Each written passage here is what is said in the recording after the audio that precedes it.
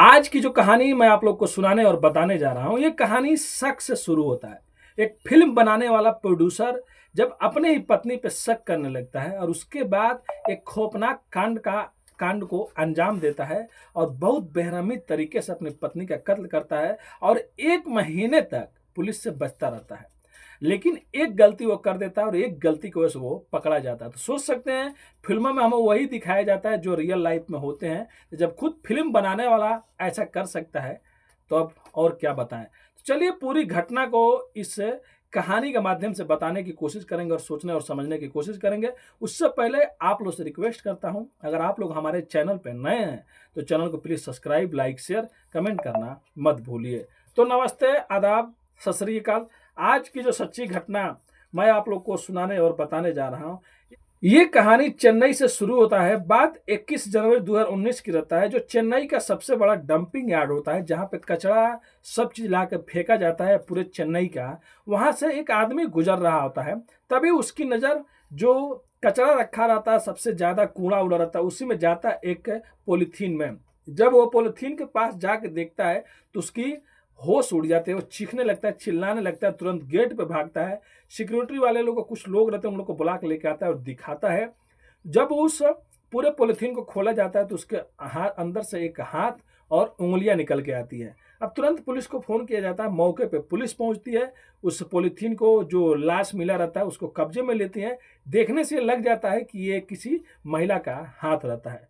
उसके बाद फिर दूसरे दिन पुलिस को दूसरे जगह से, एक पुलिस थाना से एक जगह फ़ोन आता है कि यहाँ पे एक अय्यर नदी रहता है, उस नदी के आजू-बाजू में फिर से एक पॉलीथीन मिला है और वहाँ से भी एक हाथ-पैर मिला रहता है। और ऐसे करके चेन्नई के कई इलाकों से लाश के टुकड़े मिलते हैं, लेकिन सर और एक पैर नहीं मिलता है। अब पुलिस जब उन लाशों को जुटाती है, अब जुटाने के बाद देखती है, तो ये तो पता चल जाता है ये महिला है, लेकिन ये महिला कौन है, कहाँ की रहने वाली है? फिर उसके बाद पुलिस उस जितने भी चेन्नई में पुलिस स्टेशन होते हैं, सब जगह ये मैसेज भिजवाती है कि कोई भी अगर जानता हो कहीं पे मिसिंग का केस हो, कुछ ऐसा चीज़ है, तो बताएँ। और एक लाश ऐसे-ऐसे मिला है, लेकिन कुछ भी पुलिस को नहीं मिल रहा होता। पुलिस जाँच कर रही होती है। धीरे-धीरे फिर पुलिस को ये मालूम चलता है कि जहाँ पे पहली बार हाथ और कुछ मिले थे टुकड़े, जो डंपिंग यार्ड रहता है, वहाँ पे अच्छे से ढूँढा जाए। उसके बाद लगभग 10,000 टन कचरे को इधर-उधर कर दिया जाता है। फिर बाद में जाके वो सर नहीं मिलता, क्योंकि सर मिल जाता तो शनाख्त हो जाता। अब जो वहाँ का राजीव गांधी जनरल हॉस्पिटल रहता है, उसी में मोर्चरी में इस लाश को, टुकड़े को, सब चीज़ को रख दिया जाता है और पुलिस जांच पड़ताल कर रही होती है। तभी एक दिन जो डंपिंग यार्ड के पुलिस स्टेशन जो वहाँ पे होता है, वहाँ पे घुट्टी-गट्टी पुलिस स्टेशन से एक फ़ोन आता है और कहते हैं कि कुछ दिन पहले एक यहाँ पे एफआईआर दर्ज हुआ है, जिसमें एक महिला की गुमशुदगी का रिपोर्ट लिखवाया गया है, जिसकी उम्र 30 से 35 साल की उम्र बीच में है।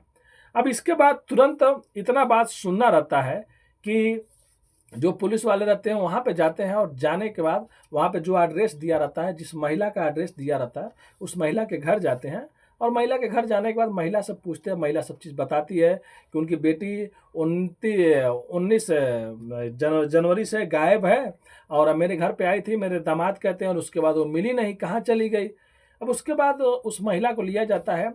तभी एक पुलिस वाला कहता है कि उस लड़की के हाथ पे एक टैटू था, मैं कैसे भी बहुत मुश्किलों से देखा था, तो चलिए उस टैटू से देख लेंगे और पता चल जाएगा कि क्या ये वही महिला है। और जो लेडीज़, जो महिला रहती हैं, जो रिपोर्ट लिखवाई रहती हैं, उसमें लिखा रहता है उनकी बेटी का नाम संध्या रहता है।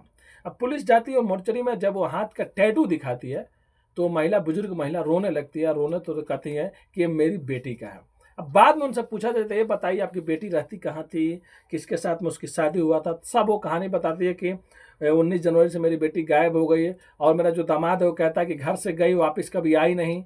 फिर पुलिस उस दामाद के बारे में पता करती है, जिसका नाम बालकृष्ण रहता है, जो एक प्रोड्यूसर रहता है, जो तमिल फिल्मों में काम किया करता था, यानी कि फिल्म बनाया करता था। अब सबसे पहले पुलिस ये जांच करती है कि क्या जो 19 जनवरी से जो पत्नी गायब है, उसके लिए रिपोर्ट पति ने लिखवाया है कहीं गुमशुदगी का, तो कहीं भी किसी भी पुलिस थाना में कोई रिपोर्ट नहीं रहता। पुलिस को शक हो जाता है। ये लोग जाते हैं और बालकृष्ण को उठा लेते हैं पुलिस वाले। उठाने के बाद उससे पूछताछ करते हैं। पूछताछ करते तो कहता है मुझे मालूम नहीं है, और मेरे घर से वो चली गई थी, उसके बाद वो कहाँ गई, क्या उसके साथ में, मेरे को क्या मालूम। अब पुलिस को भी कुछ समझ में नहीं आ रहा था, क्योंकि वो भाई सामने से मान नहीं रहा था। उसके बाद जब कुछ सीसीटीवी कैमरे 19-20 के देखे जाते हैं, तो देखा जाता है जो बालकृष्ण है, जिस पॉलीथीन कवर में ये लाश के टुकड़े मिले थे, उसी पॉलीथीन कवर के वो कहीं लेके जाता था, मतलब उसके साथ में देखा गया था। उसके बाद घर में भी 1-2 पॉलीथीन उसी कलर के मिलते हैं।